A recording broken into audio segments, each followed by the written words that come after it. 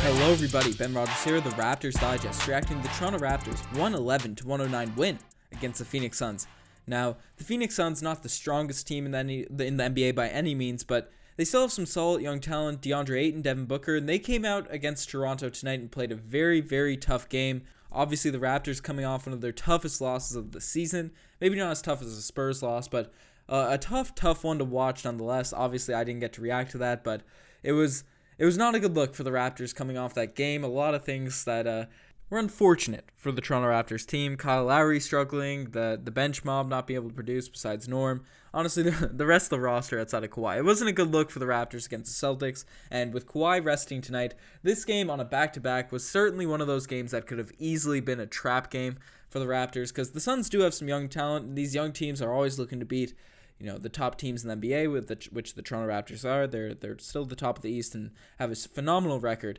And came out, it wasn't the prettiest. There's a lot of good things that came out of this game, but obviously we'd love to just destroy the teams that are at the bottom echelon of the league. But we got the win, and it came in a very exciting fashion. So before we get into it, we gotta bring up the comment of the day, eh?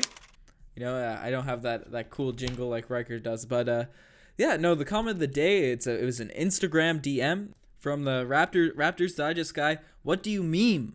What do you memes with a few E's, a few M's? Anyways, he said CJ got out of his PJs tonight.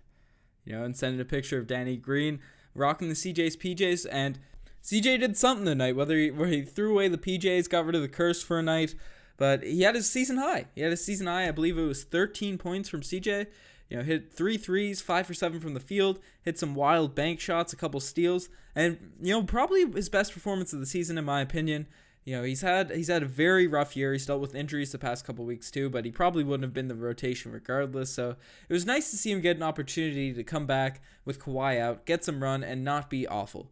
Because CJ could be a very valuable member to this team if he hits threes. If he can just hit threes, not even anything else. We don't even need him to be a quality defender. We don't need him to be doing other things on the floor. If he can just hit the three ball on a consistent basis, he'd be a plus on the court. In today's NBA, he would very much help out this team. So that's the comment of the day. CJ Miles getting out of those PJs, but CJ played good, but he wasn't the best player here tonight. And tonight you got to give it to Serge Ibaka. 22 points, 6 rebounds for Serge, and DeAndre Ayton, who's a star-studded rookie. DeAndre Ayton had a good game himself, 30 points and 8 assists, 2 rebounds. He's got a good pass on him, a few turnovers though, 6 turnovers for DeAndre Ayton.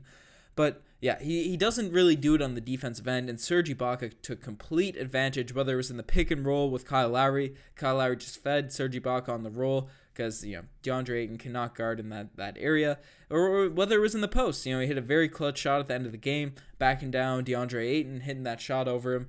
Ayton's got some size, but defensively he's just not there, and Serge Ibaka took full advantage of that tonight. 22.6 boards, no threes. The thing about Serge, we always say it, and we kind of had to eat our words the other podcast the other day when Serge hit that game-winning 3, which was wild.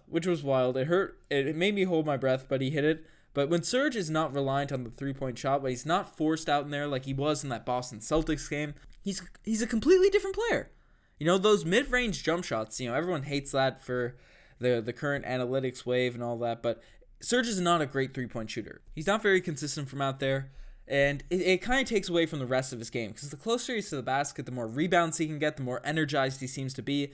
I don't know, I find when he's posting up and bashing on the offensive end a bit more, he seems to it correlates with more defensive positive plays for Serge. So I love it when he's playing that mid-post area, when he can just catch it at the elbow, because it feels like he never misses from that spot. And that's the spot he's been shooting his whole career. It's only been the past few seasons where he's integrated the three-point shot into his game. And, I don't mind him taking maybe 1-2 open ones a game, but when he starts hucking them up and makes that, the main part of his offense, he's not a stretch 4. You want most of his game to be inside out, in the mid-range. And similar, it's Joel Embiid-esque. When Joel Embiid's selling for three-point shots, he really doesn't play up to his potential. And obviously, Serge Ibaka is not Joel Embiid, but he plays that similar style with a three-point shot. I don't mind him if he's completely open, keep the defense honest, but we really want him working that mid-post, the down-low positions, and that's where he was tonight and had a really, really good game because of it. Danny Green, he had 9 points, hit a few shots, but Fred VanVleet coming into the starting lineup, he really took on the reins at the guard position. 15 points, 4 assists, 2 rebounds. Really, especially at the start of this game, which I think was huge for the Toronto Raptors, because the Toronto Raptors had a solid lead at the beginning of this one, and they could have easily come out lethargic after a tough loss without Kawhi Leonard, and the starters didn't do crazy well to start the game, but Fred really led the charge, got a few buckets, did most of his work early. When Fred's playing confident, when Fred's playing consistent, he's pretty good. Kind of tailed off at the end there, but Fred's a rhythm guy. He's always got the confidence to shoot it and take the shots, but when they're not going down and it's outside the rhythm of the offense, he kind of tries to force it because he knows he's capable of being better, and he tries to kind of jump himself back into gear, but that leads to a lot of over-dribbling, maybe not necessarily facilitating as much as he could, but when he hits a couple shots, he can start facilitating and do different things. Obviously, with Kyle Lowry out there, he's usually the lead facilitator until told otherwise. There was a game against Philadelphia where Fred was the main facilitator and Lowry's looked at his scoring option, but tonight it wasn't the case. And yeah, Lowry had a solid game tonight too. His shooting stroke really hasn't been there. It's not been there as of late. 2 for 10 from the 3-point line, but the rest of his game's been pretty good. 16 points, 9 rebounds, 8 assists, and a couple steals. Personally, Kyle Lowry's shooting stroke is abysmal. There's no other way to put it recently. His shooting has just been awful. That's the one thing about Kyle Lowry's game. He's always capable of doing other things. We've seen it in the playoffs of the past that Kyle Lowry, especially when he's injured and is a bit banged up, he really can't shoot.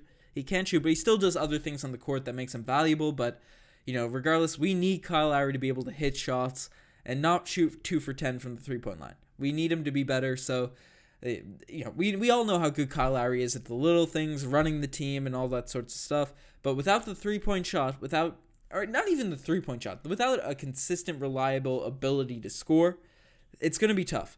And we know he's banged up. Personally, I find it horrifying when he starts running at full speed. I guess that's a bad thing. I guess it's better that he's playing his normal way, because when you start playing adjusting your game, that's when actual injuries happen. But he always gets thrown down to the floor, and I see him running, and I know he's hurt. You can see him kind of hobbling every now and then, but most of the time he's looking a bit more mobile the past 2 games, but hopefully with more mobility comes better shooting for Kyle Lowry. That's all I ask, because the rest of his game is great. Norman Powell, not the biggest scoring night, but he didn't do anything stupid. He had a couple turnovers, but he made good decisions. Maybe not the highest scoring night, but I like the way Norm's playing. He had the second highest plus-minus for the team because Norm is a huge asset, especially on the defensive end when he's not negative on the offensively. Because he can get to the rim, he's a phenomenal slasher. He can get to his spots, but the thing about Norm is sometimes he just rushes his layups. He just rushes those shots around the rim, and they just rim out. Easy little layups where he's just scooting by people. But tonight he made one really nice take, and the other ones didn't really go, missed a 3. But Norman Powell, when he plays and takes the right shots, he's a positive. He's a net positive on the court. So that was a good thing to see. Greg Monroe came in. He still gets a bunch of fouls. He had 5 personal fouls in 11 minutes, but 9 points and 5 rebounds. I'll take it. With Jonas out, Greg Monroe's been great insurance. Doesn't really do it on the defensive end, but offensively he's a positive. So I guess that evens out. DeLon Wright, he's been playing very well as of late. Not too well against the Celtics, but in prior games, he's kind of stepped up a little bit ever since I started calling him out a bit on the pod. With 10 points, 5 assists for him tonight, and we won't spoil any segments, so that's all I'll get into about DeLon Wright. We got a bit of Patrick McCaw tonight. Really didn't show too much. -10 for the game, for plus-minus wise, 0 points, 2 fouls. Maybe some nerves from Patrick McCaw. First time playing with a new team. Besides he played that stretch with the Cavs, but first time playing for the Raptors. It's gonna be interesting to see if he gets another chance, if he can take advantage of it. I'd like to see a bit bigger sample size. Don't think we should necessarily give up on the guy. We got first game with only 6 minutes under his belt, and Chris Boucher got some run at the beginning of the 4th quarter, and not a huge stat line. Didn't really hit the classic 3 that he usually comes in and bangs in, but he had a block. He had a really nice play we'll get into later, but. Chris Boucher looks like an NBA player. He looks like an NBA player. I know he's smaller and he had that poor stretch his last run, but I think he could be a capable guy, especially against certain teams. It's really random because it seems he gets extended run against teams with very big guys. Thicker guys. DeAndre Ayton obviously is twice the size of Chris Boucher, so it's interesting that Nick Nurse gives him a shot against teams where he's probably not best. He's not outweighed, if that makes sense. Because he's not necessarily a mobile guy like Pascal Siakam in the sense that he could dribble and create his own shot. Where you're lighter, it's more of an advantage to have a bigger guy on you. So he kind of gets bullied down low by these bigger guys, but he held his own tonight in his mini stretch of minutes. So shout out to Chris Boucher, big balling out here. I'm on the Chris Boucher bandwagon. I'm hoping to really see him get some minutes in the rotation, just to see where he's at. I think he's got a lot of potential. I know he's an older player for a young guy, but that's not really sure what I'm saying, but Chris Boucher's 25 and he's only been in the league a couple years. So that's what I mean by that. Regardless, this pod's getting off the walls. Shout out to Chris Boucher. But let's swing it straight into the segments. And tonight, the Kawhi You Do Him Like That play of the day. And we're 11 minutes into this podcast. People are probably saying, how the heck has Ben Rodgers not mentioned this absolutely filthy game winner from Pascal Siakam? I didn't even mention him on the pod because he didn't have the most overwhelming game tonight, but 10 points, 12 rebounds, 5 assists for Pascal, 2 blocks. But the highlight of the night, the Kawhi You Do Him Like That play, it's got to go to his game winner at the end. With his struggles, not having his best game of the season, Nick Nurse, with Kawhi Leonard out, looks to Pascal Siakam to close the deal. Obviously, we saw Kyle Lowry with that weird pull-up 3 against Boston. I guess Nick Nurse said, no more pull-up 3s right now. Obviously, Lowry's hit some clutch shots as a Toronto Raptor, but we're going to give Pascal Siakam. We're going to give him a shot. And, I saw him with the ball. He's about the half line. He's still in the circle area, just doing crossovers. I believe it was Bridges guarding him. I saw it in the replay. Bridges just kind of smiled at him because Siakam had the ball. He didn't make a move till it felt like 2 seconds left.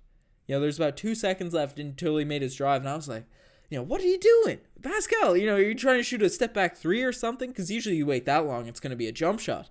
But no, Pascal Siakam takes one dribble from about the half line, gets straight to the rim, shoots a left-handed fadeaway floater over 2 guys, scoop shot-ish sort of thing, and bangs it home, takes the game. He said he wanted to get the last shot, close the deal, and he did it. That's certainly, with Kawhi Leonard out, a Kawhi You Do Him Like That play of the day from Pascal Siakam. We say he improves on something every night. Obviously the past 2 games it really hasn't been scoring, but that clutch gene is where Pascal improved tonight. So shout out to Pascal. I really, really love those plays, but not all plays can be the Kawhi You Do Him Like That play of the day, and some just make you say, oh geez. And tonight, the oh geez play of the day, it's going to Josh Jackson of the Phoenix Suns. Obviously Josh Jackson, a former top 4 pick. He held up a possible Kyrie Irving trade to the Phoenix Suns with the Cleveland Cavaliers. This man has not been good in his career. He's had some flashes of promise, but really hasn't been doing it for the Phoenix Suns. And tonight, really looked bad. Chris Boucher coming in balling, 5 minutes. He didn't score yet, but he got the ball in the lane from a beautiful pass from Kyle Lowry. And Boucher goes up with those long arms, throw down a yam, and straight up shove. 2-hand shove out of midair from Josh Jackson. It was stupid. It was just a stupid play. If you're going to foul a guy, at least make an attempt on the ball. At least make sure he doesn't finish it. But Chris Boucher with the and one thrown to the floor. Certainly a flagrant and still hits it. He gets the M1 with the flagrants. That's a Chris Boucher big baller play. He's on the bench, or on the floor, sorry. He's not on the bench. He's on the floor. Chris Boucher's out here flexing at Josh Jackson after he gets that finish. It's lucky he wasn't hurt because it's very dangerous for players to be pushing people out of midair. That's ridiculous. That's absolutely ridiculous. As someone that's played, but most of the listeners have at least played a bit of basketball. When you're in the air, you just have no control over your body. Especially with Chris Boucher, a thinner guy, that could have been dangerous. Josh Jackson, you're getting the OGs play of the day because it made me say OGs. It could be a Damari Carroll Gold Star as well, but honestly, let's just get straight into the Damari Carroll Gold Star award. I'll give it to Josh Jackson as well. That was whack. Can't be doing that to my guy Boucher, but I was watching the game and I was thinking, the Washington Wizards really deserve the Damari Carroll Gold Star Award tonight because Kelly Oubre Jr., he didn't have the greatest shooting efficiency. He didn't really have too much of a game, but he had a lot of free throws, made some great takes. And the Washington Wizards traded for Trevor Ariza, a win-now guy on a 1-year contract. They traded their one young player on the roster. I know he hasn't lived up completely to potential, he hasn't taken the leap forward, but how are you going to trade your one young guy in a season where John Wall's sitting the year out for a win-now player? after you started the year with John Wall and everyone, like 12th seed for most of the season. I know they were picking up a little bit, but I think that was such stupid. It was stupid by the Wizards to do that. I don't hate it because I love seeing the Wizards struggle, but it's you're getting the DeMar Carroll Gold Star Award, Wizards. Kelly Oubre had a solid game. Not efficient really, but he's going to be a decent player, and he is a decent player in this NBA. He played well in the playoffs against us a little bit. 18 points, 9 rebounds for Kelly Oubre. Certainly better than Trevor Ariza was producing for the Suns this year. So, yeah, no, that's really everything you take away from this game. DeLon Wright, also, I wanted to mention this in one of the segments. DeLon Wright had some saucy old moves. I believe it was second or first quarter. And so it was most definitely, without a doubt, the second or first half. But, DeLon Wright had some saucy moves. I really like seeing DeLon Wright play with a bit more flow. He did that a lot last season. I was really disappointed that he hasn't been doing that at the start of this year. Maybe he's been listening to the pods and he said, Ben Rogers calling me out. Gotta pick up my game. Definitely not, but whatever. I believe what I want to believe. Anyways, you guys are the best for making it this far. Check out the Twitter, the Instagram, all that cool stuff. DM us on Instagram. You want to get a shout out on the comment of the day. We try and read through everything that we get. And we really appreciate you guys coming back, pod after pod, whether it's myself, Riker, the both of us. We all appreciate all of you. So, keep the comments coming. We love the interaction. We got a lot of cool stuff coming. Also have a shout out to give. I promised this man's a shout out a couple pods back. I forgot. Wasn't on the last one. So shout out to my guy, Bobby Phoebe. I believe that's how you pronounce it. I apologize if it's not, but finally got you with that shout out. Regardless, Raptors need a win. It's always needed to win a game after tough loss. Nonetheless, I'm signing out. Cheers.